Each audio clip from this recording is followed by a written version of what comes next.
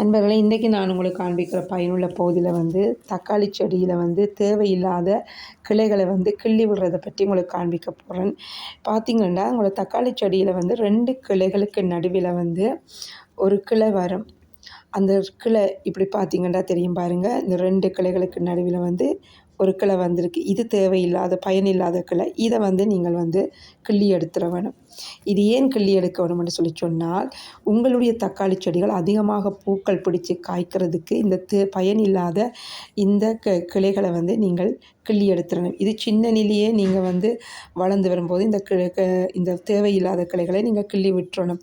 அப்போ தான் உங்களுடைய தக்காளி செடி அதிகமான பூக்கள் பிடிக்க தொடங்கும். இதை நீங்கள் விட்டுட்டீங்கன்னு சொன்னால், நாளடைவில் இந்த கிளைகள் வளர்ந்து வர தொடங்கும். அது வளர்ந்து வரும்போது அதிகமான சாறுகளை அது இழுக்கும்போது அதிக பூக்கள் பிடிக்காது. ஆகவே இந்த சின்ன நிலையே இந்த கிளைகளை நீங்கள் கவனித்து பார்த்து 2 கிளைகளுக்கு நடுவில் இருக்கிறத இப்படி கிள்ளி எடுத்துருங்க. அப்படி எடுத்துட்டீங்கன்னு சொன்னால் உங்களுக்கு அதிகமான பூக்கள் பிடிக்கும் உங்களுடைய தக்காளி செடி.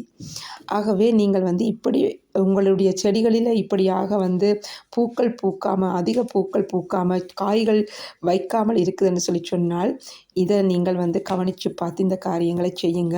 தக்காளி செடியினுடைய கீழ்ப்பாதங்களில் கூட இவைகள் வரும். பார்த்திங்களா, கீழே கூட தேவையில்லாத இந்த கிளைகள் 2 கிளைகளுக்கு நடுவே வருது. இவைகளையும் நீங்கள் பார்த்து செடிகளுக்கு கீழே இருக்கிறதையும் கிள்ளி எடுத்து விடுங்க. அப்போ தான் உங்களுடைய செடிகள் அதிகமாக பூக்கள் பூக்க தொடங்கும். அநேகருடைய தக்காளி செடிகள் நல்ல செழிப்பாக நிற்கும்.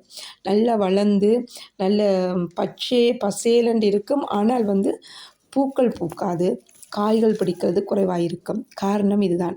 இந்த தேவையற்ற அந்த கிளைகளை சின்ன நிலையே நாங்கள் இதை நாங்கள் இப்படி கிள்ளி எடுத்துட்டோம் என்று சொன்னால், உங்களுடைய தக்காளி செடிகள் அதிகமான காய்களும் அதிக பூக்கள் பிடிச்சி காய்கள் காய்க்கும். இது உங்களுக்கு பயனுள்ள